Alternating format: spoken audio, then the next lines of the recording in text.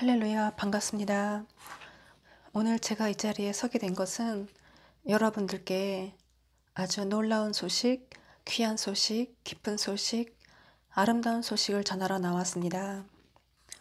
저는 목사도 아니고 신학을 전공한 사람도 아니고 성경 공부를 많이 한 사람도 아니고 아무것도 자랑할 게 없는 직분도 없는 평범한 그리스도인입니다. 저는 어렸을 적부터 지금까지 매우 고난의 삶을 살았습니다. 어떻게 보면 남들처럼 평범한 일상의 삶도 살아보지 못한 사람입니다. 그러던 저에게 2018년 10월 8일 기도하고 있는 중에 어린 남자아이가 해같이 빛나는 환한 얼굴을 하고 환한 미소를 하고 저에게 오른손을 번쩍 들었습니다. 오른팔이요. 그리고 그 다음날 10월 9일 제가 휴대폰을 잘못 만져서 유튜브 동영상이 툭 튀어나왔습니다.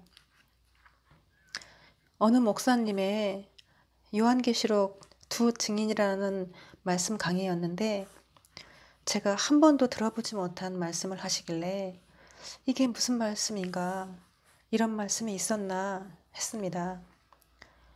제가 여호와의 증인은 들어봤어도 두 증인이란 말은 처음 들어보는 단어였어요. 집에 가서 제가 성경책을 읽어보았습니다. 저는 사실 성경 말씀을 잘 모릅니다. 평생 겨우 한 번 읽었는데 아직 채 다 읽지 못했습니다. 교회에서도 계시록 말씀 강의는 잘 안 하시기 때문에 저에게는 더더욱 생소했습니다. 읽고 나서 이런 말씀이 있었구나, 제가 의아해했습니다. 그날 밤 예수님께서 저에게 찾아오셔서 계시록 11장을 읊어주셨습니다. 저에게 하시는 말씀이 성경에 나오는 인물이라고 말씀을 하셨어요. 그리고 준비하시고 예비하신 자 그 자라고 하시며 두렙돈을 하나님께 드린 자, 헌금함에 봉투를 넣으며 고백하던 그 자, 그렇게 말씀하셨어요. 사실 교회 예배당 앞에 헌금함이 있는데 헌금함이 좀 꽤 컸어요.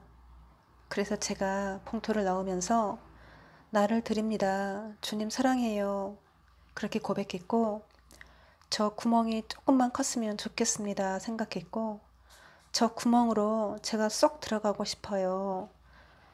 하나님 너무 사랑해서 나를 전부를 드리고 싶습니다. 나를 받아주세요. 그렇게 항상 고백했었습니다. 이삭의 하나님, 야곱의 하나님, 언약의 하나님이 너의 하나님이시라 하시며 저에게 스룹바벨이라고 하시는 거예요. 그리고 언약의 하나님, 약속을 지키시기 위해 스가랴에 예언된 이방 여인 도르가라고 하시며 아주 알아듣기 어려운 말씀들을 계속 해주셨습니다. 그럼 나는 구원을 받았구나 하는 생각에 무척 기뻤습니다.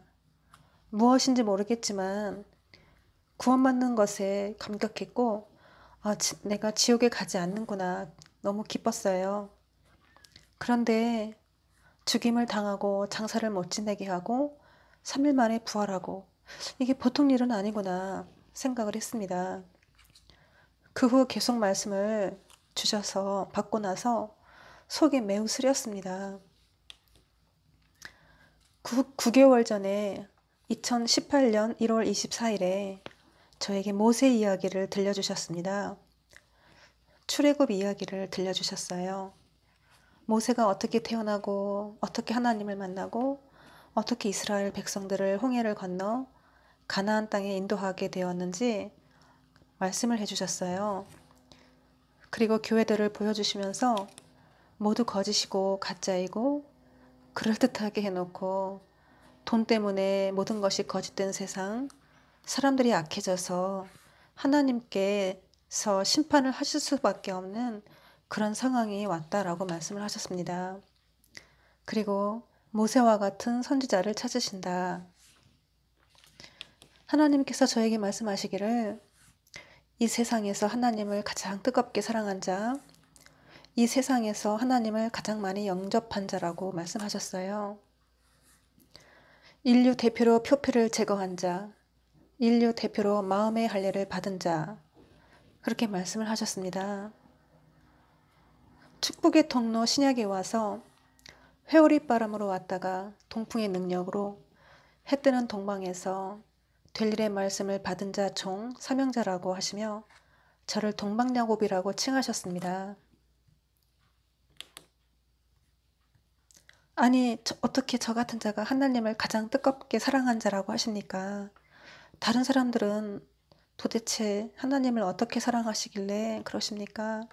혹시 다른 사람 얘기하시는 거 아니십니까? 말씀드렸어요. 그리고 제가 무슨 사명자라니요? 믿어지지 않는다고 말씀을 드렸습니다.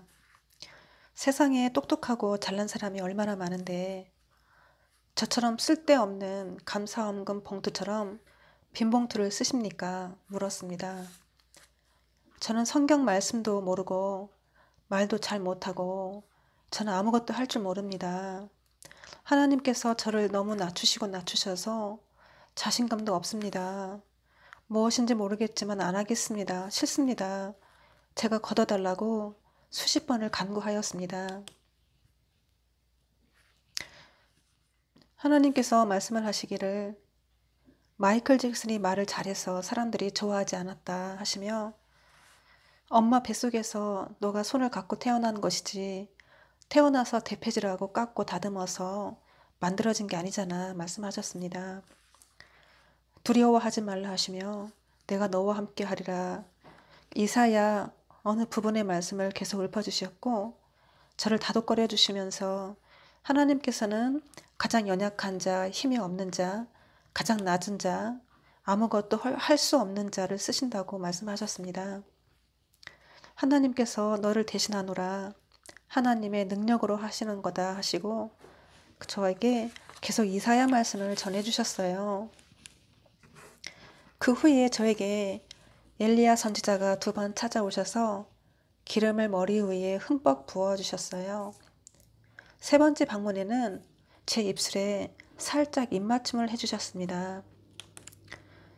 저를 하나님께서 어린 목동 다윗이라고 칭하시면서 다윗에게 기름 부음 했던 것처럼 저에게 기름을 부어주셨습니다. 그리고 제 이름을 새로 지어주셨는데 새 빗덩어리라고 하셨고 그때 하늘에서 흰 둘이 하나 내려오더니 너에게 두리니 하고 말씀하셨습니다. 저에게 이름, 별명, 애칭 1년 동안 약 500여 가지를 붙여주셨는데 엘리사, 엘리야, 모세 아가씨, 예레미야, 이사야, 에스겔, 다니엘, 세례 요한, 고레스 왕, 드보라, 사도 바울, 영적인 사라, 룻기에 나오는 룻, 신구약의 대표자, 천하만민의 이스라엘 대표자, 은총의 막대기, 그리고 금마, 특별 은총을 받은 자, 예표의 사람, 큰옷 입은 자, 다림줄, 수냄 여인, 순금 촛대, 오벨스타, 요셉, 레바논의 천연과 백향목, 한빛 소금 여인, 젊은 사자, 주의 이슬 등등 너무너무 많은 이름을 불러주셨습니다. 제가 기분이 조금 안 좋을 때는 야곱을 곱이야, 곱냐 하시면서 거꾸로 부르실 때도 있으셨고 제가 조금 삐져 있을 때는 삐지게 아가씨라고 부르셨어요. 저는 아주 가난한 산골 시골에서 태어났습니다. 부모 형제에게도 사랑을 받지 못하고 외톨이로 자랐어요. 저는 고교 시절부터 신앙생활을 시작을 했습니다. 성당을 다녔었고 어느 날 제가 수녀가 되고 싶어서 수녀원에 들어가려고 준비하던 중에 여호와의 증인으로부터 전도를 받았습니다. 너가 믿는 하나님은 가짜 하나님이야 하셨어요. 그 말씀을 듣고 나서 성당에 가면 귓전에서 환청이 들렸어요. 너가 믿는 하나님은 가짜 하나님이야. 너가 믿는 하나님은 가짜 하나님이야. 그렇게 들렸어요. 갈 때마다 들려서 제가 도저히 성당을 다닐 수가 없게 되어서 성당을 다니지 않았습니다. 성인이 되어서 제가 사회생활을 하게 되면서 남자를 사귀었어요. 그 당시 순복음교회 교인이었습니다. 제가 아주 오랫동안 신앙생활을 나름대로 열심히 하였습니다.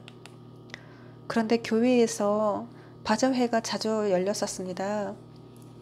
그리고 교회 앞에서 장사를 많이 하고 있었어요. 그리고 꽃다발을 만들어서 팔아라 해서 저도 열심히 교회 앞에서 꽃다발도 팔았습니다. 사람들의 이야기는 보통 아파트를 몇 평짜리 구입했다, 팔았다, 땅을 얼마나 사고 팔았다, 하나님께서 이런 축복을 우리에게 주셨다 등등 그런 자랑을 하시는 분들의 말씀을 많이 듣게 되었습니다. 교회에서도 누가 헌금을 얼마 했다, 몇만 평의 땅을 교회에 드렸다, 그런 말씀들을 아주 많이 듣게 되었습니다. 제가 그 남자와 헤어지게 되면서 그 교회를 가고 싶어도 못 가게 되었습니다. 어느 날 남자를 만났는데 외국인 남자였어요. 제가 약 14년 정도 외국인들과 지내고 교제했기 때문에 한국말을 많이 잊어버렸습니다. 제가 조금 더듬거리더라도 이해해 주시기를 바라겠습니다. 제가 그 남자와 대화 중에 복음을 전하였습니다. 교회 다니라고, 교회 다니면 집도 사고 땅도 사고 부유해지고 성공한다고 말했습니다. 그 친구가 저에게 반문을 하였습니다. 성경의 말씀을 보면 낙타가 바늘귀로 들어가는 것 같이 부자가 하나님 나라에 들어가는 것이 더 어렵다고 하는데 그거 혹시 아느냐, 그렇게 말을 하는 거였어요. 제가 성경 말씀 어딘가에서 읽어본 것 같기도 했습니다. 순간 할 말이 없었고 당황했습니다. 저 또한 혼란이 왔습니다. 저는 그 당시 개인 사업을 하고 있었고 어느 날 제가 단골 손님과 대화하고 있는 중에 처음 보는 남자 손님이 들어오셔서 여기 가끔 오는 사람인데 급하게 나와서 지갑을 안 갖고 왔는데 부산에 갑자기 가야 되는데 기름을 넣어야 되는데 지갑을 안 가져와서 올라와서 저녁에 갚을 테니 10만 원만 빌려달라고 그랬습니다. 저는 의심하지 않고 돈을 주었습니다. 그리고 한마디 말을 했습니다. 당신이 만일 진실이라면 이 돈을 잘 사용하시고 도움이 되시기를 바랍니다. 그리고 안 갖다 주셔도 됩니다. 하지만 당신이 나를 속여서 거짓말을 하고 가져가는 돈이라면 벌 받습니다. 착하게 사세요 라고 얘기했습니다. 그런 나의 모습을 지켜보고 있던 단골 손님이 저에게 호통을 치시며 주면 그냥 주지 왜 저주를 하고 주냐고 저를 도리어 혼을 내셨습니다. 그리고 성선설을 믿느냐 성악설을 믿느냐 하시며 장발장 이야기를 또 하시면서 도리어 제가 욕을 먹게 되었고 오히려 제가 나쁜 사람이 되어버렸어요. 그 이야기를 들으면서 순간 머릿속에 예수님 돌아가실 때 옆에 있던 강도가 생각났고 지금까지 나는 정말 죄와 투쟁하면서 살아왔는데 살기 위해 거짓말을 하고 죄짓고 마음대로 살다가 그 강도처럼 죽기 전에 회개하면 되는 것인가 하고 그렇게 생각을 하면서 제가 정체성에 흔들리기 시작했습니다. 그럼 뭐하러 선하게 살려고 노력하고 강도처럼 저 아저씨처럼 막 살다가 죽기 전에 회개하면 되겠네 이런 생각이 들었습니다. 그 후에 마음의 변화가 왔고 제가 많이 흔들리기 시작했습니다. 그 이후에 남자를 많이 만났습니다. 어느새 제가 바람둥이가 되어버렸어요. 그것도 국제적인 바람둥이가 되어버렸습니다.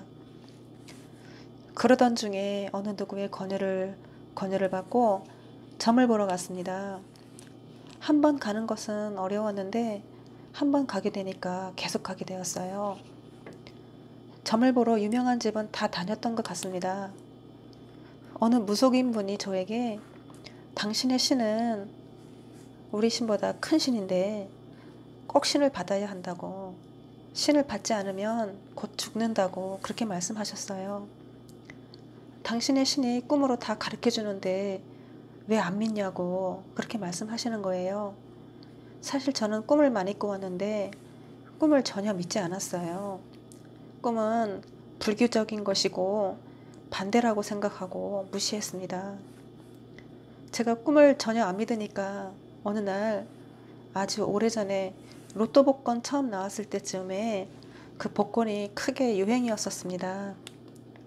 저는 복권에 관심도 없고 사지도 않았지만 어느 날 6자리 번호를 너무 생생하게 꿈으로 보여주시는 거예요. 제가 이상하다 싶어서 혹시나 해서 인터넷으로 검색을 해보았어요. 그랬더니 그 숫자가 당첨번호 그날 6자리였어요. 그날부터 제가 제 꿈은 조금 특이하다고 생각하고 조금씩 관심을 가졌고, 어느 날 무속인이 꿈에서 당신은 꼭 목사가 되어야 한다고 그런 말을 해주셨어요. 그리고 제가 오랫동안 점도 보고 다니고 또 굿도 하고 그랬던 일들을 제가 아무 거리낌 없이 교회 어느 분에게 이야기를 하게 되었습니다. 저를 한심한 사람이라고 그렇게 생각을 하시고 바라보셨어요. 제가 오랫동안 사업을 하다가 사업을 접고 잠시 쉬는 동안에 평소에 배우고 싶었던 춤을 배우러 학원에 다니게 되었습니다. 어느 정도 배운 후에 무대에도 서게 되었는데요. 두려움이 갑자기 엄습해 오면서 잠을 못 자고 무대 공포증이 왔고 우울증이 왔습니다. 또 여러 가지 일들이 갑자기 겹치면서 제가 심각한 우울증, 대인 공포증에 시달렸습니다. 평생을 두려움 없이 씩씩하게 살아왔는데 갑작스런 변화는 제가 점 보러 다니다가 집을 이사할 때 어느 방향으로 이사해라 해서 그 말대로 그렇게 이사했다가 갑자기 멀쩡한 옆 건물이 철거가 되면서 고층 건물을 건축하게 되면서 그 소음 때문에 제가 2년 넘게 시달리고 또 신경이 예민해지고 잠을 잘 못 자고 나서부터 제가 잠에 대한 두려움이 왔고 건강도 안 좋아졌고 자신감도 많이 잃게 되었어요. 그 이후에 제가 점을 보러 가지 않았습니다. 암튼 제가 우울증과 여러 가지 힘든 상황에 제가 자살까지 시도하게 되었습니다. 그런데 어느 분의 예수님을 만나신 간증을 저에게 해주셨고 제가 마음속으로 나도 예수님을 만나고 싶다고 간절하게 고백했습니다. 바로 그날 제가 살아계신 하나님을 만났습니다. 그게 2012년도 5월달이었습니다. 하나님은 정말 살아계셨고 나의 모든 것을 다 알고 계셨습니다. 마치 빙어의 뱃속에 내장이 다 보이듯 하나도 숨길 게 없었어요. 부끄러워서 제가 두 손으로 얼굴을 가렸습니다. 우리는 보통 내 자신이 나를 잘 아는 것 같지만 나를 다 아시고 계시는 분은 하나님 한 분밖에 안 계셨어요. 그 이후로 저에게 변화가 왔습니다. 기도하게 되었어요. 그리고 제가 간절하게 부르짖어 기도하게 되었습니다. 하나님과 대화하는 것이 참 행복했습니다. 어느 날 기도하고 있던 중에 교회의 비밀들을 조금씩 보여주시는 거였어요. 하나님께서는 교회를 향하여 애통히 하셨고 분통히 하셨습니다. 제가 하나님께 말씀하신 대로 교회 가서 말씀을 전하게 되었습니다. 제가 이상해졌다고 막이 들렸다고 말씀하셨어요. 평소에 제가 신앙생활을 잘 했더라면 저의 말씀을 조금이라도 믿어주실 텐데 하는 그런 아쉬움이 있었습니다. 저는 그런 허점을 남기고 교회를 떠나게 됩니다. 어느 날 제가 성내동에 있는 어느 교회 집사님의 전도를 받고 그 교회에 가게 되었습니다. 처음 간 날은 금요 예배 시간이었고 예배 마치고 집사님께서 번호표를 받아서 기도받고 가라고 하셔서 제가 나의 아픈 마음을 담임 목사님께 전달을 하였습니다. 기도해 주시면서 위로를 해 주셨고 나의 말씀을 들어주시는 분이 그 당시에는 유일하게 이분 한 분이셨어요. 그 후에 교회를 열심히 다녔습니다. 예배를 사모했고 말씀을 사모했고 선포하시는 말씀을 집중해서 잘 들었습니다. 성경 말씀을 전혀 잘 모르기 때문에 더더욱 열심히 들었습니다. 그리고 목사님의 말씀을 하나님의 말씀으로 하나님의 음성으로 받았습니다. 그리고 말씀대로 제가 살려고 노력했습니다. 제가 사는 집이 4층인데 신발을 신고 현관문을 열고 나오면서 제가 고백하는 말이 있었어요. 오늘은 제가 얼마나 죄를 짓지 않고 살 수 있을까요? 하나님, 오늘 하루도 죄 짓지 않고 하나님 말씀대로 살기를 원해요 하면서 내려왔고 다시 또 집에 돌아올 때는 계단을 하나씩 하나씩 올라오면서 오늘은 제가 하나님 보시기에 몇 점짜리 삶을 살았습니까? 고백했습니다. 오늘은 몇 점, 오늘은 몇 점 그렇게 말씀해 주셨어요. 어느 날은 열심히 기도하고 신발 신고 나오면서 고백하며 내려오다가 차를 운전하고 가는데 차가 갑자기 끼어들어서 제가 깜짝 놀라서 나도 모르게 욕이 툭 튀어나왔습니다. 한탄을 하면서 오늘은 시작부터 빵점입니다. 그렇게 고백했었어요. 다시 뚝 떨어진 첫 번째 계단부터 시작해서 오늘은 내일은 하나님 말씀대로 살 수 있으리라 하면서 계단이 하나씩 하나씩 하나님 앞에서의 삶의 점수가 올라가기 시작했어요. 나름대로 저는 계단을 하나하나 오르면서 천국의 계단이라고 생각하였습니다. 하나님 말씀대로 산다는 것은 굉장히 힘들었습니다. 나를 부인하고 나를 비우고 나를 누르고 나를 완전히 깨뜨리는 것이었습니다. 다 비워진 나의 빈 그릇에 하나님의 말씀과 성령으로 조금씩 조금씩 채워지기 시작했습니다. 그리고 육체의 소욕에서 성령의 소욕으로 바뀌기까지 시간이 많이 걸렸습니다. 새로 태어난 기분이랄까요? 어린아이가 마치 걸음마 배우듯이 어린아이가 엄마 도움 없이는 절대 살아갈 수 없듯이 오직 제가 주님 앞에서의 삶을 살게 되었습니다. 하나님만 바라보고 오직 하나님만 의지하는 삶을 살았어요. 그리고 나의 생각, 나의 경험, 그리고 사람들의 시선 다 내려놓고 하나님의 인도하심을 따랐습니다. 나름대로 저도 모든 방면에서 프로였는데 갑자기 모든 것에 생소한 아마추어가 된 저를 바라볼 수 있었습니다. 그때 제가 무역항어를 오픈하려고 준비하고 있었는데 하나님께서 저에게 뜬금없이 음식점을 하라고 하시는 거예요. 메뉴도 보여주시고 그때 당시 제가 자주 다니던 음식점 메뉴였습니다. 이미 그 음식점 사장님과 친분도 있었고 일하시는 분들과도 친분이 있어서 대화하는데 어려움이 없었습니다. 그 음식점이 체인점이라서 오픈하는데 어려움이 없었습니다. 나의 방식대로 영업하지 않고 하나님께서 인도해 주시는 대로 제가 따라갔습니다. 남들이 볼 때는 정말 바보처럼 살았습니다. 그리고 저의 삶은 고난의 연속이었습니다. 어느 날은 저에게 양쪽 팔에 모래주머니를 하나씩 달아주시면서 너는 맨 땅에서 나는 연습을 하여라 이러시는 거예요. 근데 두 팔을 들고 나는 연습을 했는데 너무너무 힘이 들어서 앞에 보니까 낭떠러지가 있어서 저기 떨어지면 쉽게 나를 수 있는데요. 그랬더니 너는 맨 땅에서 나는 연습을 해야 해. 그러시는 거였어요. 그리고 독수리처럼 힘차게 날아가야 돼. 이러시는 거예요.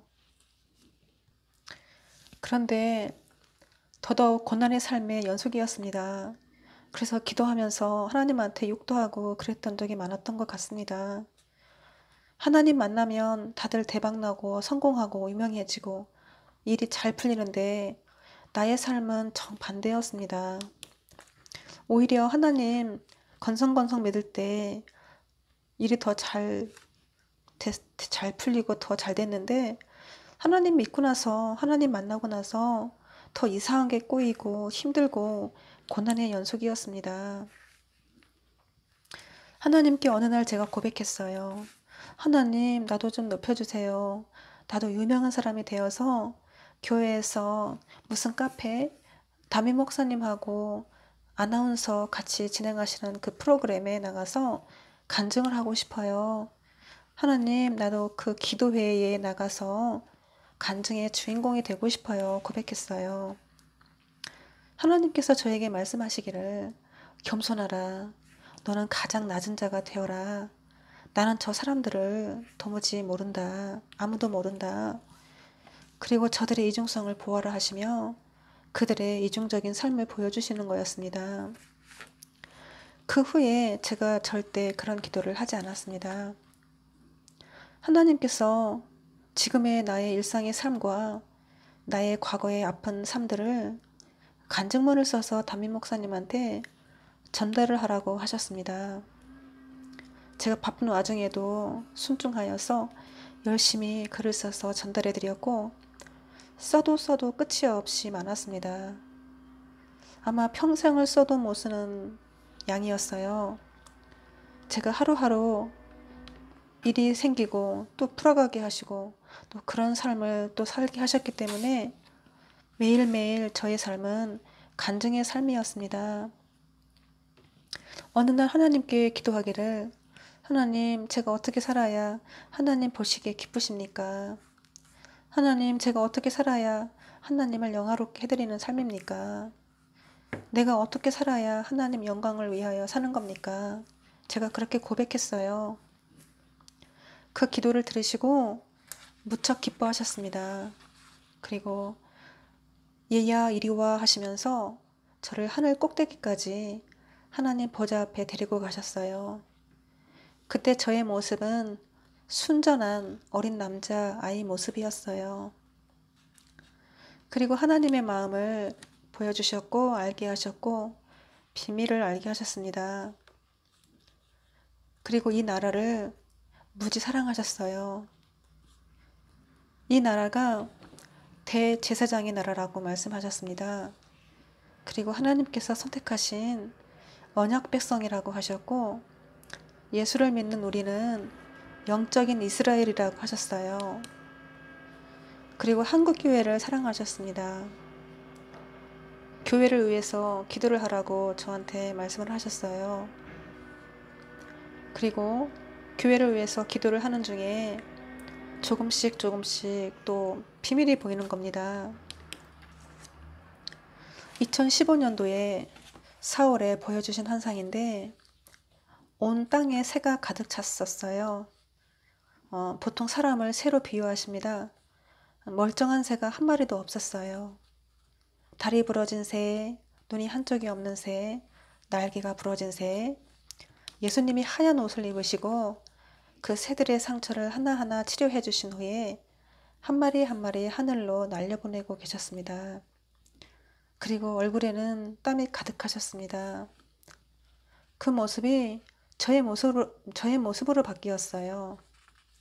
그리고 2017년도 2월에 저는 사실 주일도 일했습니다.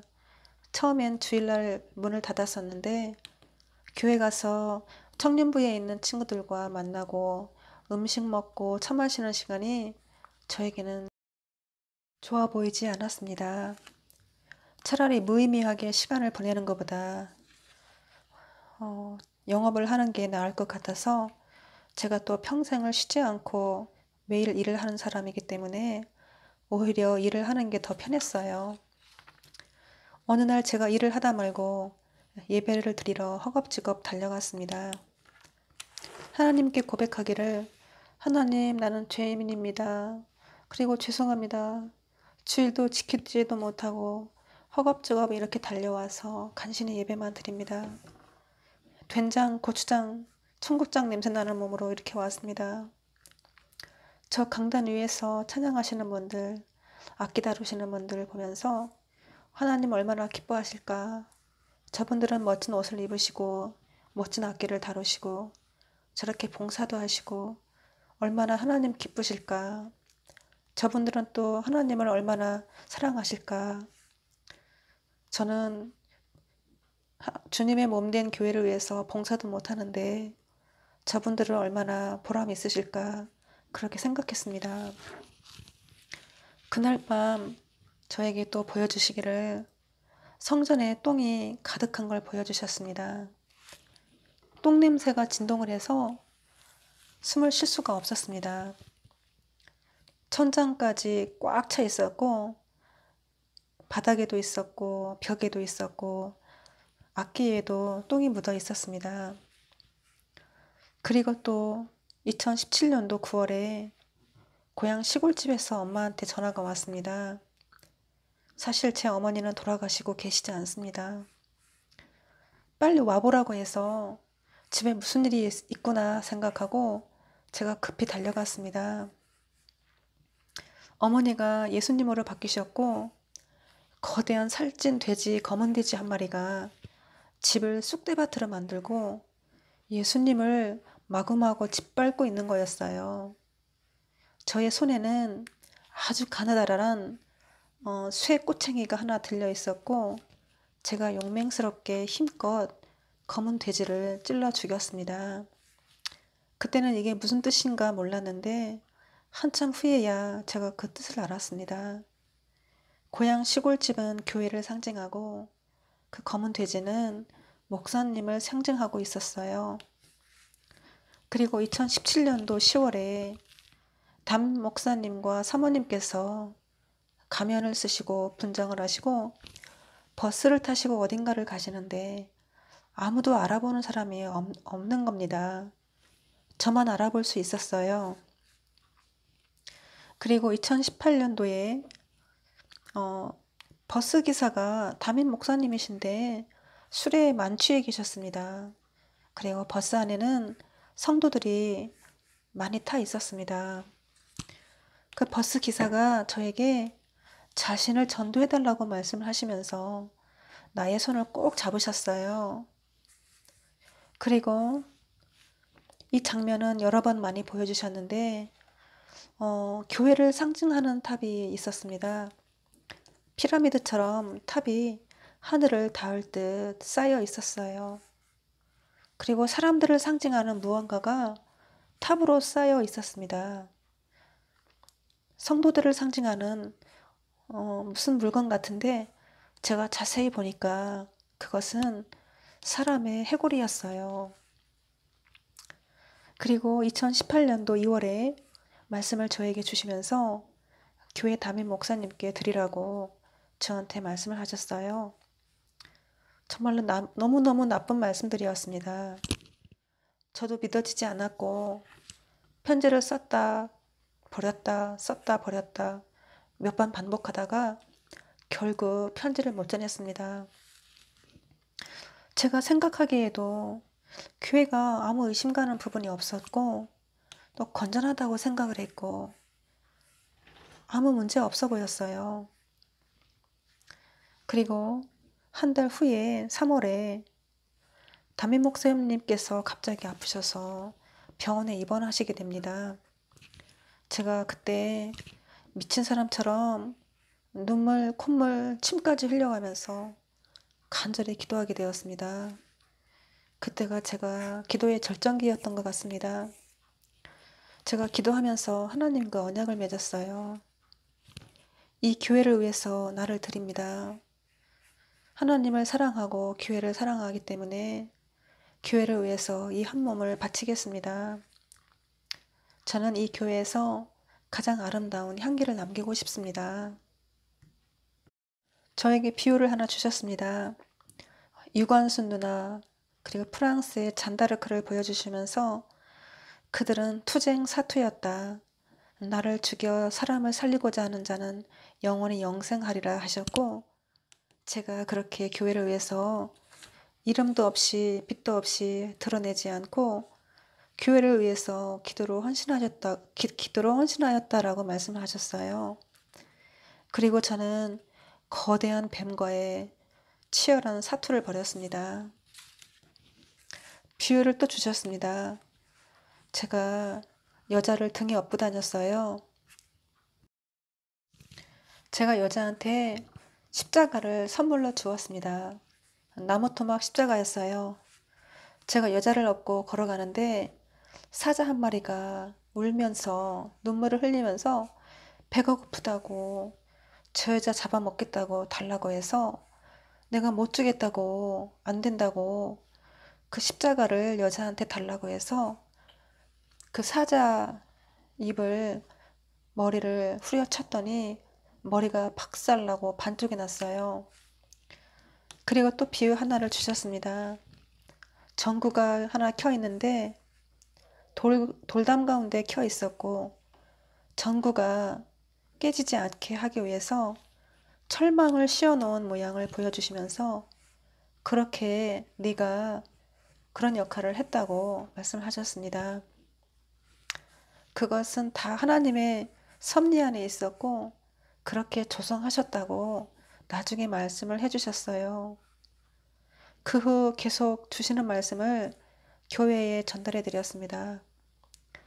그리고 하루도 빠짐없이 전달해 드렸어요. 전화해라 하면 전화도 하고 직접 만나서 편지 전달해라 하면 그렇게 하고 또 직접 만나서 얘기 전해라 하면 제가 그렇게 했습니다. 교회 직원분들과 또 부목사님들과 접촉하게 되면서 제가 상처를 많이 받았습니다. 또한 담임 목사님께 무시와 거절, 침뱉음을 당하게 되면서 제가 분한 감정이 생겼고 배신감이 들었습니다. 또 거기에다가 제가 두 증인 사역자라고 그랬다라고 하니 얼마나 미쳐 보였겠습니까? 미친년이라고 욕하는 것도 다 듣게 하셨습니다. 제가 그 과정들을 통해서 하나님의 분한 감정을 고스란히 갖게 되었습니다. 그 후 9월에 작년에 제가 더 이상 교회를 나가지 않았습니다. 비유로 보여주셨습니다. 어린 양이 한 마리가 있었는데 산채로 가죽을 벗기는 장면을 보여주셨습니다. 그리고 사슴 한 마리를 보여주시고 사슴 가죽을 벗겨서 박제를 해서 전시를 해놓는 장면을 보여주셨어요. 그리고 호랑이 한 마리가 피투성이가 되어서 논에 버려졌습니다. 그리고 젊은 여자가 왕관을 쓰고 있는데 어떤 남자가 그 여왕을 강간을 하는 장면을 보여주셨어요. 그리고 제 몸에서 계속 피가 흐르고 저의 살점이 떨어져 나가는 장면을 보여주셨고 또 생선회를 뜨듯이 뭔가를 계속 칼로 자르는 장면을 보여주셨습니다. 그리고 또 하시는 말씀, 너와 이와 같은 아픔과 수치를 당했다라고 말씀을 하셨어요. 제가 하루에 12시간, 13시간 정도 일을 하고 잠도 잘 못 자고 말씀을 받아서 전달하는 것도 보통 일이 아닌데 무시당하는 것이 매우 저에게는 힘들었습니다. 차라리 하나님 저 죽여달라고 기도했습니다. 이렇게 살 바에는 차라리 죽겠습니다. 무슨 투증인이고 뭐고 사역이고 뭐고 나 모르겠습니다. 왜 자꾸 나를 싸움을 붙이십니까? 나를 쌈 붙이시려고 저를 지으셨습니까? 그렇게 주님께 따지기도 했습니다. 그리고 이 시대의 사도 바울의 복음이라고 하시면서 데살로니가전서 피 흘림이라고 하셨습니다. 어느 날 기도하는데 알 수 없는 물체를 보여주셨어요. 펜쪽 같기도 하고 화살쪽 같기도 하고 한 물체를 보여주셨는데 하얀 종이 한 장에 동그라미를 그리더니 중앙에 점을 하나 찍는 장면이었습니다. 해석이 불가능했습니다. 또 새 한 마리가 날아오르더니 바닷가 넓은 모래사장 위에 부리로 열심히 아주 커다란 원을 그리더니 중앙에 또 부리로 점을 하나 찍는 거였어요. 대체 이게 무슨 뜻인가 제가 몰라서 물었습니다. 예레미야 17장 말씀을 주시면서 죄가 금강석 철필로 기록되어 있다. 그리고 너의 한이 금강석 철필로 기록되어졌다라고 말씀을 하셨어요. 그 후에 예레미야 5장 말씀을 주시면서 그 교회에 의인이 한 사람이라도 있으면 멸하시지 않으시겠다. 이렇게 말씀을 하셨습니다. 새 한 마리를 보여주셨는데 목이 엄청 긴 새였습니다. 목이 뻣뻣하여서 하늘로만 머리를 향하고 밑으로는 절대 굽힐 줄 모르는 새의 모습이었어요. 그리고 이사야 48장 말씀을 주시면서 목은 무쇠의 힘줄이고 이마는 노치라 그런 말씀을 하셨습니다. 그리고 또 구슬로 꿰어진 화려한 백을 보여주셨습니다. 중앙에 있는 구슬 하나를 떼니까 우수수 그 많은 구슬이 다 떨어지는 장면을 보여주셨어요. 그리고 생선목을 칼로 내려쳐서 자르는 장면을 보여주시고 제가 주방에서 자주 생선 손질을 할 때 그 모습을 보여주셨습니다. 생선목을 칼로 다 자르는 모습을 보여주시고 고양이를 제가 집에서 키우는데 고양이 꼬리를 톱으로 자르는 장면을 보여주셨어요. 이게 무슨 뜻인가 궁금했습니다. 이사야 9장에 있는 말씀을 주시면서 해석이 가능했습니다. 그리고 빵 2조각을 저울에 올려서 다는 장면인데 아무리 달아도 나오지 않았어요. 계속 0으로 있는 겁니다. 성령이 글씨를 쓰노라 하시면서 손가락으로 글씨를 쓰시는데 심판한다. 행한 대로 거두리라 였습니다. 아주 작은 개미만한 사람이 손바닥 위에 올려있는 장면을 보여주셨고 또 아주 작은 못 한 개가 손바닥 안에 있는 장면을 보여주셨어요. 저를 또 하늘 높이 들어 올리시더니 온 땅을 보여주시면서 예수님께서 손을 펴시면서 손바닥으로 모든 땅을 다 가리우셨어요. 모든 것이 하나님 손안에 다 있다는 것을 말씀을 해주셨어요. 그럼에도 불구하고 제가 매일매일 주시는 말씀을 계속 전달해 드렸어요. 그렇지만 주위 사람들의 말씀을 들으시는 장면을 제가 보게 되었고 거짓 선지자들의 말씀을 많이 믿으셨고 사람들의 말을 더 의지했고 사람들을 의지하시는 모습을 제가 보게 되었습니다. 목양국장님은 왕국 맡은 자라고 하시면서 이름을 게신마인이라고 하시는 거예요. 그게 무슨 뜻입니까 하니 게하시 아마샤 줄임말이라고 하시는 거예요. 사모님은 이 시대 이세벨이라고 하시고 또 구약시대 여로보암의 모친 아이다라고 말씀을 하셨습니다. 하나님께서 저에게 너의 사역은 실패하였다 그렇게 말씀하셨고 예수님의 몸이 죽임을 당하셔서 시체가 두동강이로 된 채 버려진 장면을 보여주셨어요.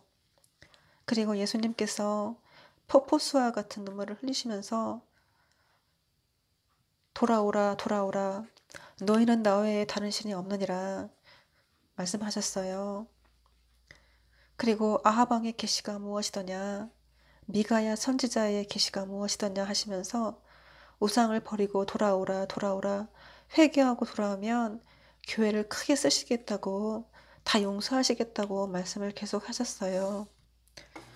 그리고 또 허수아비를 보여주시면서 사람 같기도 하고 허수아비 같기도 한데 사람처럼 옷을 입고 모자를 쓰고 있는 모습이에요.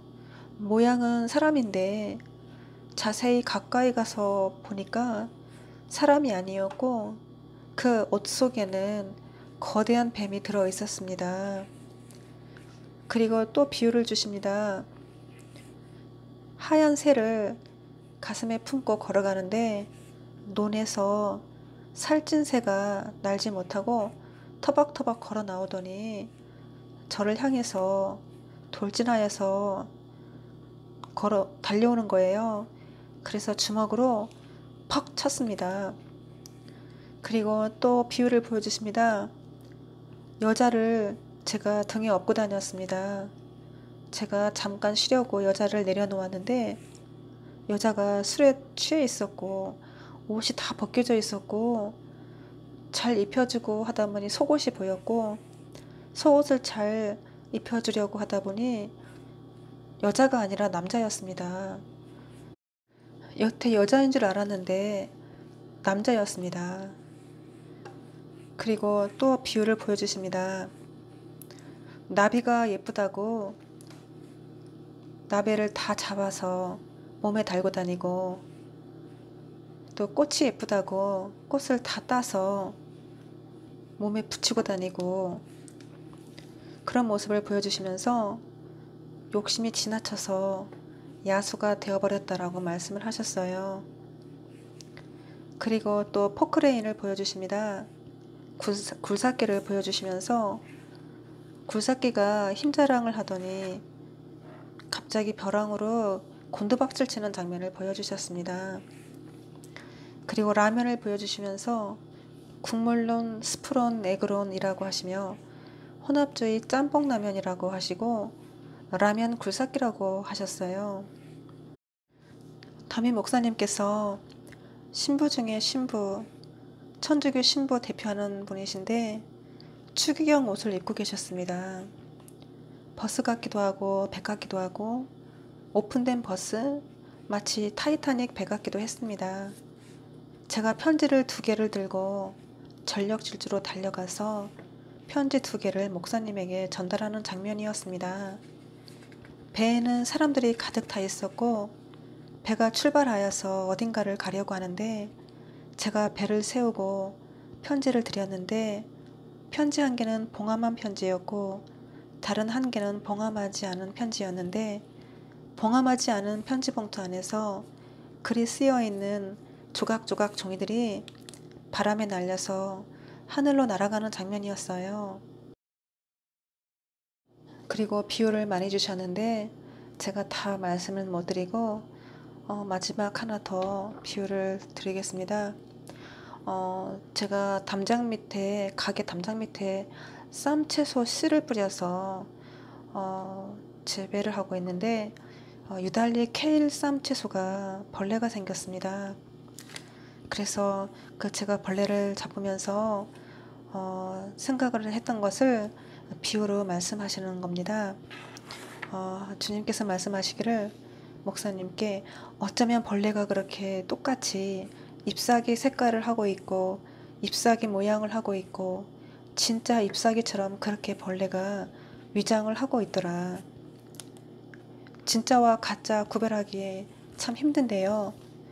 무엇이든지 가짜가 더 정교하고 아름답습니다.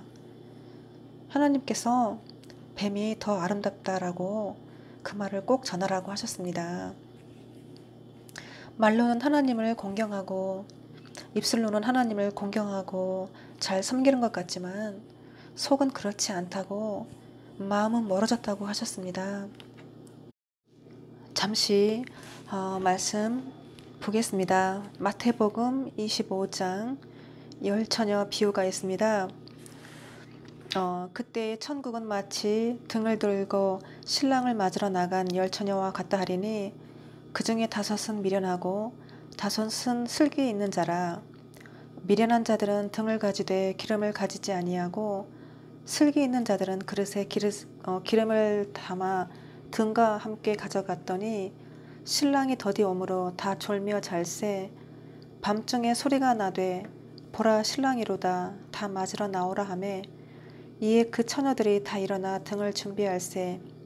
미련한 자들이 슬기 있는 자들에게 이르되 우리 등불이 꺼져가니 너희 기름을 좀 나누어 달라 하거늘 슬기 있는 자들이 대답하여 가로되 우리와 너희의 쓰기에 다 부족할까 하노니 차라리 파는 자들에게 가서 너희 쓸 것을 사라 하니 저희가 사러 간 동안에 신랑이 오므로 예비하였던 자들은 함께 혼인잔치에 들어가고 문은 닫힌지라.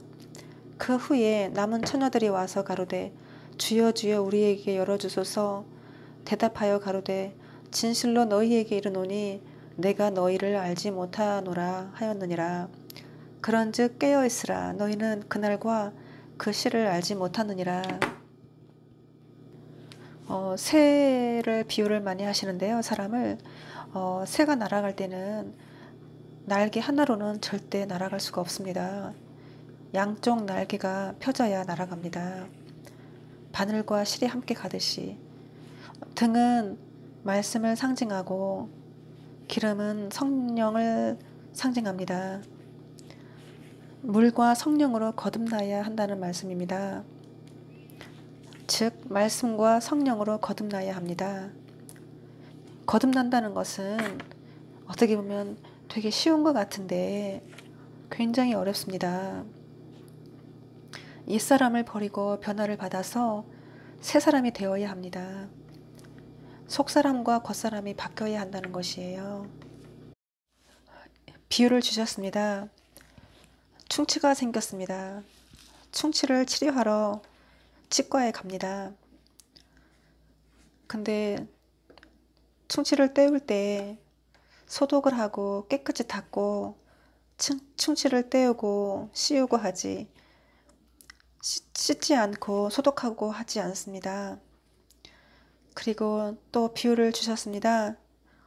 새 옷을 샀으면 새 옷을 입으려면 몸을 깨끗이 하고 입듯이 더러운 몸으로 새 옷을 입지 않습니다. 그리고 또 비유를 주십니다. 잠자는 방에서 씻고 양치하고 머리 감고 하지 않습니다. 화장실에서 하듯이 우리의 삶에 구별된 삶을 살아야 한다는 의미입니다. 가게에 손님이 오시는 장면을 보여주셨어요. 수녀와 스님, 아이, 부부로 보였습니다. 사람을 잘 만나고 구별하여 만나야 된다는 뜻입니다. 그리고 아무나 짝하면 안 된다는 말씀입니다. 그리고 또 비유를 들으라고 하십니다.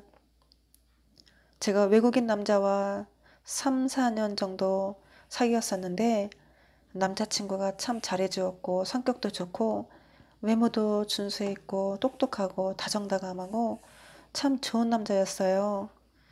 어느 날 남자친구가 저에게 결혼을 하자고 했는데 하나님께서 아예 만나기 전에 이 남자를 사귀게 되면 결혼할 남자가 아니니까 마음을 주지 말고 3년만 사귀어라 그렇게 말씀하셨어요. 그것이 무슨 뜻인지를 제가 몰랐습니다. 나중에 알고 보니까 남자친구가 구약시대의 하나님은 믿고 예수님을 믿지 않는 친구였어요. 하나님께 기도하기를 제게 3개월의 시간을 주시면 전도를 해서 예수님 믿게 해볼게요 했더니 안 된다고 하시는 거예요. 그리고 즉시 불교 신자 한국 남자를 만나게 하시더니 예수를 전한다는 게 얼마나 힘든 건지를 깨닫게 하셨습니다. 그리고 요즘 교회 연합이 있습니다. WCC도 있고 여러 가지 연합들이 많이 있는데 그 중에서 제일 무서운 연합이 하나 있습니다. 교파를 초월한 연합. 무슨 연합인지 아십니까? 바로 다니엘 기도회 연합입니다. 이 기도회가 7가지 재앙을 몰고 왔습니다. 그리고 하나님께서 재앙적인 기도회라고 말씀하셨습니다. 주님께서 주신 말씀을 간략하게 드리겠습니다. 먹다가 살지 왜 보자기에 눌려 죽느냐. 보라 내가 이 땅을 치리니 다니엘 기도회가 우상인 줄 모르고 다니엘 기도회를 했던 사람들은 다 죽임을 당하리라. 너희는 구원을 얻지 못하리라. 죄가 만연하여 싹 쓸어버리리라. 옆집의 개들도 심판을 받으리라. 옆집의 개들도까지도 그렇게 너희가 만들었다. 너희가 부응하기 시작한 것은 너희 우상이 그렇게 하였느니라. 사람들이 다니엘 기도회가 좋다고 666표를 얻어서 좋다고 하더라. 민방의 신 다니엘 기도회, 오륜교회 지도자들은 다 지옥에 갈 것이다. 너희는 다니엘 기도회를 사랑하였고 그것 별 하나가 유다의 부흥 그것이 걸림돌이다. 무수히 많은 별들이 땅에 떨어진다. 떨어지는 별, 생명의 양식을 주어도 받아들이지 않고 너희는 나를 돌아섰도다. 바알과 아사리를 섬기고 뿌연 회색 잿빛 연기가 올라오는 장면을 보여주시면서 너희는 죽어도 모른다. 너희는 붕괴된다. 그래서 하나님을 경홀히 여기지 말아야 했느니라. 불법을 행하는 자들아 다 내 곁을 떠나가라. 기도는 평소에 하는 것이지 특정한 기간에 하는 것이 아닙니다. 저는 다니엘 기도회를 참석하지 않았습니다. 그리고 저는 다니엘 기도회를 통하여 하나님을 만나지 않았습니다. 그리고 저는 다니엘 기도회를 통하여 은혜를 경험하지 않았습니다. 평소에 하나님을 잘 섬기고 평소에 잘 기도하고 평소에 잘했기 때문에 하나님과 항상 동행하는 삶을 살았습니다. 그리고 또 비유를 보여주셨습니다. 금 보자기가 온 땅을 덮더니 그 금보자기가 온 땅을 꽁꽁 싸매었습니다. 그리고 그 금색 보자기 안에 물건 2개가 들어 있었습니다. 그리고 제가 여쭤보았습니다. 이것이 무엇입니까? 하니 회장 아빠니라. 그리고 하시는 말씀, 하나님 앞에 있는 7산 별들은 들을지어다. 거짓말 청직이 이 길을 가리라. 거짓말 청직이 따라오는 왕. 영성을 떨어뜨리는 사람, 당회장. 이 목자의 눈물에서 옛날부터 내려오는 전통하고 승리하는 개신교 2군데 딱 2사람. 전통에 숨겨진 교회, 화려한 전통교회, 귀신의 처소, 계시록 우상, 그리고 바늘이 사람의 코 중앙을 뚫고 들어가는 장면을 보여주셨습니다. 그리고 오륜교회, 원누리교회라고 하셨습니다. 거대한 살찐 돼지, 어미돼지가 있는데 돼지 새끼들이 어미 등에서 어미의 털을 뽑아먹고 살고 있는데 그 돼지 새끼 3마리가 이름이 동태, 명태, 생태라고 하셨고 명정토라고 하셨습니다. 그리고 제가 다시 물었습니다. 7산은 무슨 뜻입니까? 하니 산이라는 뜻은 잘난 척하는 사람들이라고 하셨습니다. 머리가 하나가 있어야 정상인데 7머리를 가졌다는 것은 성경 해석을 잘 못해서 비정상적인 사람들의 모임, 10명이 함께 결합이 되어 있다고 말씀하셨습니다. 그리고 다니엘 기도회를 하는 동안에는 주최하시는 분께서 자신이 스스로 신이라고 생각한다고 하셨습니다. 그리고 그 교만함이 하늘을 찌르신다고 하셨습니다. 그리고 무죄한 자의 피를 흘리게 해서 재앙을 피해갈 수 없다고 말씀을 몇 번이나 하셨습니다. 그리고 이 교회를 영적으로 예루살렘, 영적으로 소돔과 고모라, 또 홍아 부르셔서 무슨 뜻입니까? 하니 에돔, 그리고 북한 사람이라고 생각하라고 하셨어요. 그리고 김정은하고 똑같이 보고 계십니다. 적그리스도라고 생각하라고 하셨어요. 그리고 붉은 공화당, 붉은 말의 정체, 두로와 다시스, 그리고 여리고성이라고 하셨고 가나안 원주민이라고 하셨고 그리고 떨어진 별, 용이 붙드는 별, 또 계명성이라고 하셨습니다. 여러 가지 비유를 주셨는데 여기까지만 말씀드리고 계시록 17장의 음녀의 정체가 밝혀졌습니다. 저도 너무 깜짝 놀랐습니다. 그 에스겔서에 악어처럼 산 사람이라고 비유하시면서 어느 날 오홀라 오홀리바라고 말씀을 하시는데 제가 또 처음 듣는 말씀이라 제가 또 여쭤보게 됩니다. 오홀라는 제가 이전에 다니던 교회 지도자를 상징하고 또 음녀가 타고 있는 짐승의 정체입니다. 그리고 음녀는 오홀리바라고 합니다. 다니엘 기도회를 주최한 사람이라고 하셨습니다. 그리고 계시록 13장의 두 짐승과 계시록 17장의 짐승은 다른 짐승입니다. 우상 숭배한 자들은 절대 하나님 나라에 들어갈 수 없습니다.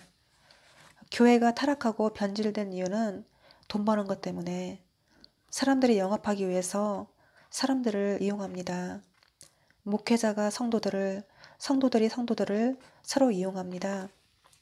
우리의 예배가 복빌고 하는 거 샤머니즘에서 왔습니다.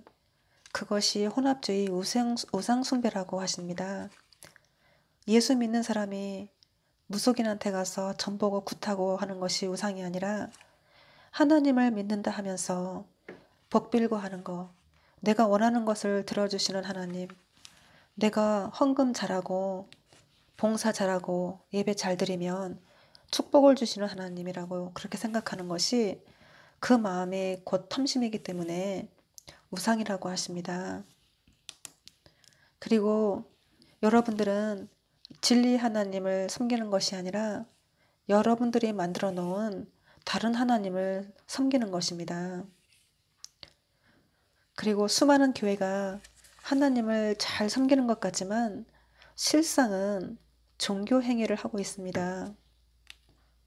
교회에 예배당에 예배드리러 오는 사람이 한 사람도 없다고 하셨어요. 여러분들이 만들어 놓은 하나님, 여러분들이 만들어 놓은 천국인 것입니다. 하나님께서 또 비유를 하십니다. 신천지가 이효리처럼 뜯어 고쳤다.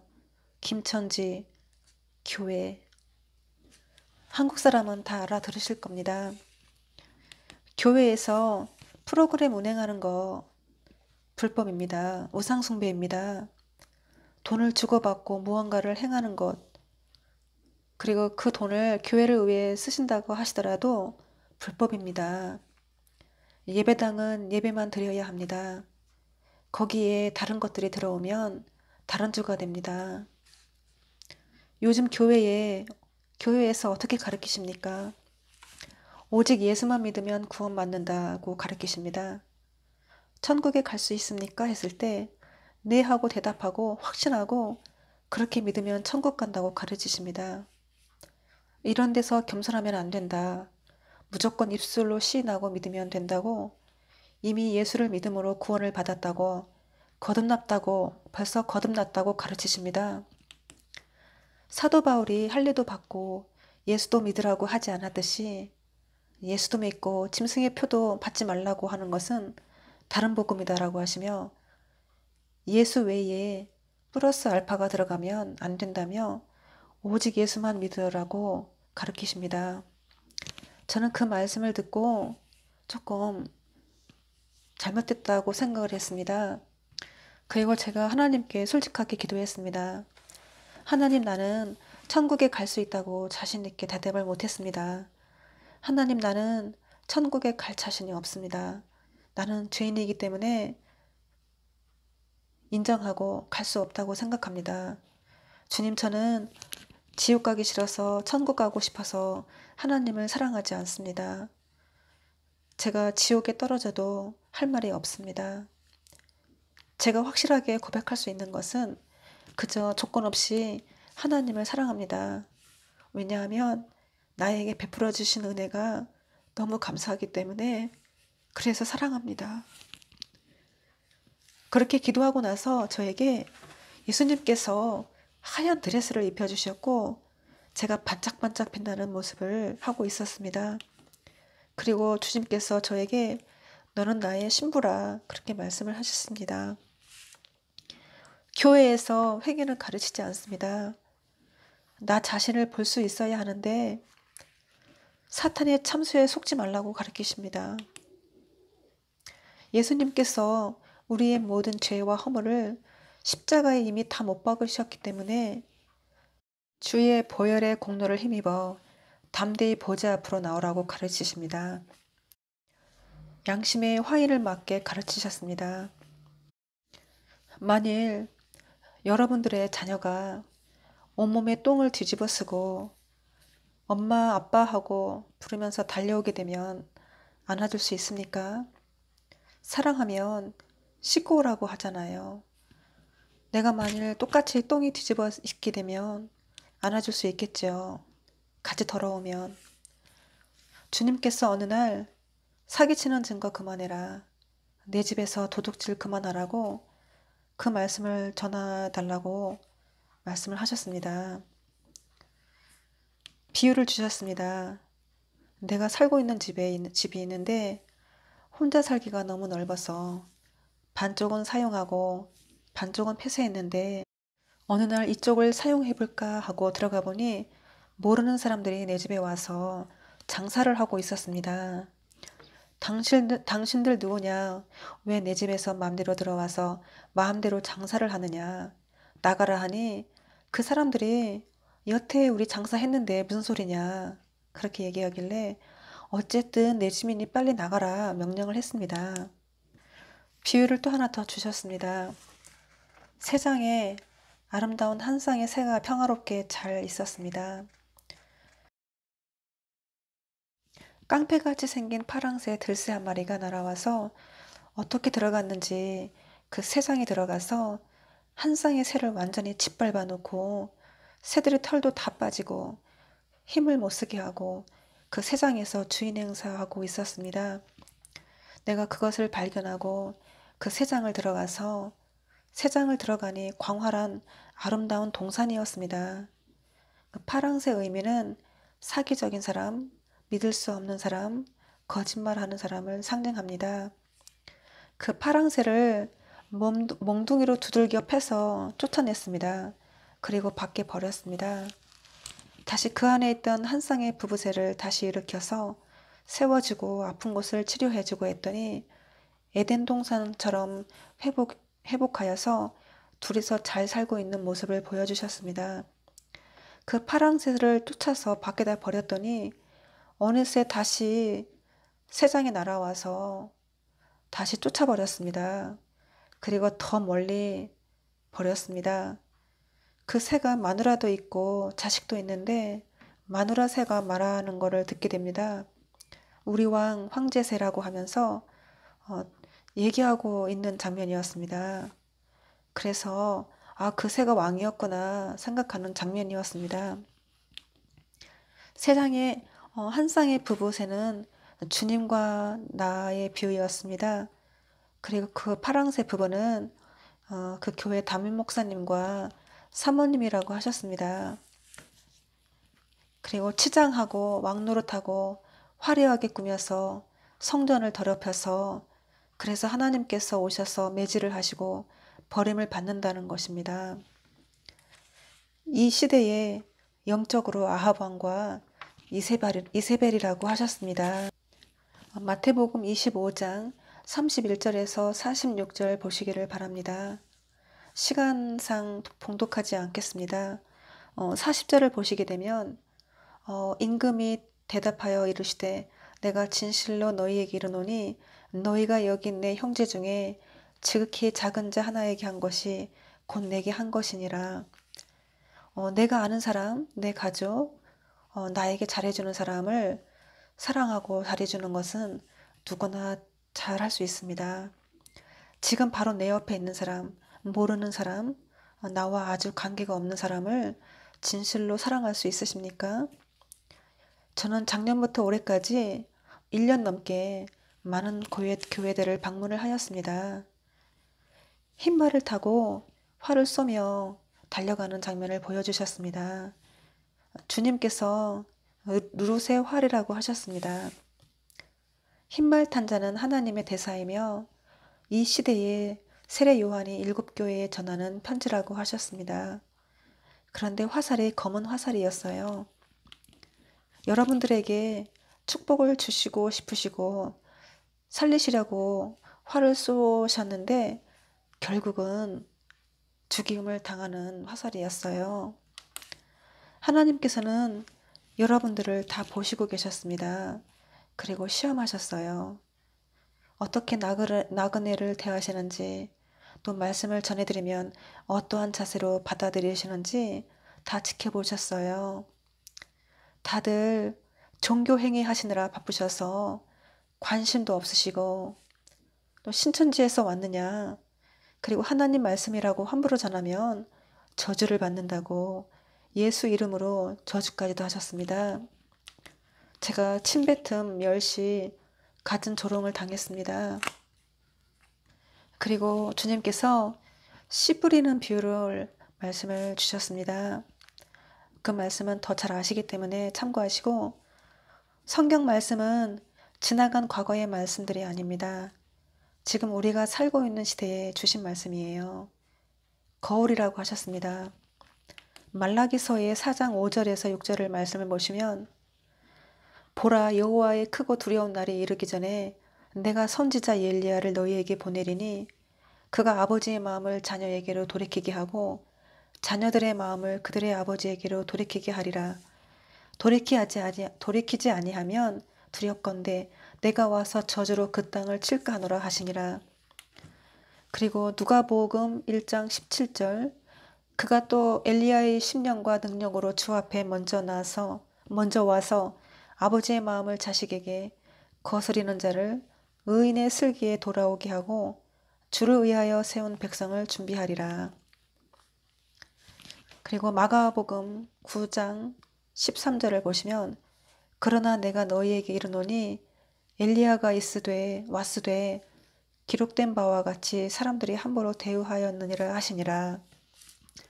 하나님께서 성경 말씀을 풀지 못하시도록 그렇게 조성하셨다고 하셨습니다. 그것을 푸는 사람들은 화가 있을 거라고 하셨습니다. 그리고 될 일의 말씀은 때가 정한 때가 되었을 때 열리는 것이지 그 전에 아는 것이 아니라고 하셨습니다. 그 말씀들은 사명자에게만 주시는 말씀이라고 하셨습니다. 아무것도 모르는 저에게, 무지한 저에게 어려운 성경 말씀들을 다 풀어주셨습니다. 그것을 이해하는 데는 시간이 많이 걸렸습니다. 하나님께서 저에게 주신 말씀을 조금 옮겨 드리겠습니다. 하나님께서 선택한 사람을 보라. 이에게 날카로운 새 타작기계를 두었으며 임금과 존귀함이 그에게 있을지어다. 그에게 말하는 영과 소멸하는 영과 심판하는 영을 주리라. 여왕이 탄생하는 나라. 그렇게 말씀하셨고, 말씀을 너무 많이 주셔서 제가 다 전하지는 못하겠습니다. 그리고 저에게 기름 부은 자가 제가 마지막이라고 하십니다. 다니엘서에서 기름 부은 자가 영원히 끊긴다고 말씀을 하셨는데 저라고 말씀하셨고 브엘세바라고 하셨습니다. 그리고 요단강에서 스불론, 납달리라고 또 말씀하셨습니다. 그리고 저에게 하신 말씀이 내 자손이 만대하리라. 그리고 거북이 2마리가 다정다감하게 있는 모습을 보여주시면서 영원히 다윗 왕국을 이루리라 하시며 혈통을 이어받는 루키야라고 칭하셨습니다. 그리고 이 땅을 처음과 같이 에덴 동산을 회복하여서 상속을 받을 자라고 하셨습니다. 그리고 몇 가지 제가 풀어드리겠습니다. 가장 여러분들께서 궁금하시고 또 풀기 힘들으셨던 그 비밀을 조금만 오픈해 드리겠습니다. 7년 환란, 전 3년 반, 후 3년 반 그거 없다고 하십니다. 2 짐승과 2 증인의 사역이 42달 동안 같이 시작이 됩니다. 그리고 다니엘서에 첫 번째 짐승이 저를 상징한다고 말씀하셨고, 다니엘서 햇대개를 강가에 세마포의 옷을 입은 사람이 저라고 하셨습니다. 그리고 다니엘서에 한 일회를 1년이라고 하셨습니다. 동방의 독수리가 동정녀 마리아인데 될 일을 말씀을 가져오다가 화를 당하여서 못 왔다고 하셨습니다. 그래서 제가 사역이 많이 늦어졌습니다. 그리고 14만 4천은 실제 수이며 두 증인은 두 사람입니다. 영적으로 한 몸을 이루겠습니다. 다니엘서에 두 뿔 달린 수양이 있는데 그 두 뿔이 길었으며 그중 한 뿔은 다른 뿔보다 길었고 그 긴 것은 나중에 난 것이더라. 말씀처럼 남자종이 나중에 나오겠습니다. 갖추어진 남자종이 아직 못 왔습니다. 스가랴에 보시면 그 더러운 옷을 여호수아 대제사장이 벗지를 못해서 못 왔습니다. 잘 갖추어진 남자종이 올 차례입니다. 하나님은 잘난 사람, 유명한 사람 쓰시지 않습니다. 겸손하고 하나님을 진심으로 사랑하는 자를 쓰십니다. 무언가를 남기려고 하신다면 그것이 우상입니다. 교회를 빛내려고 하는 자, 자기 자신을 빛내려고 하는 자, 교만한 자, 그리고 자기를 높이려고 하는 자 절대 사용하지 못하십니다. 이 남자종은 계시록 12장에 달을 상징합니다. 사명자의 발판이 되는 사람입니다. 선택권은 저에게 주셨습니다. 언제든지 변개할 수 있도록 하셨고 언제든지 남자종을 시험하고 바꿀 수도 있겠습니다. 환난을 통과하면서 곧 나오시겠으며 비유하시기를 저를 춘향이로 비유하셨고 남자종을 어사또복 입은 이도령으로 비유하셨습니다.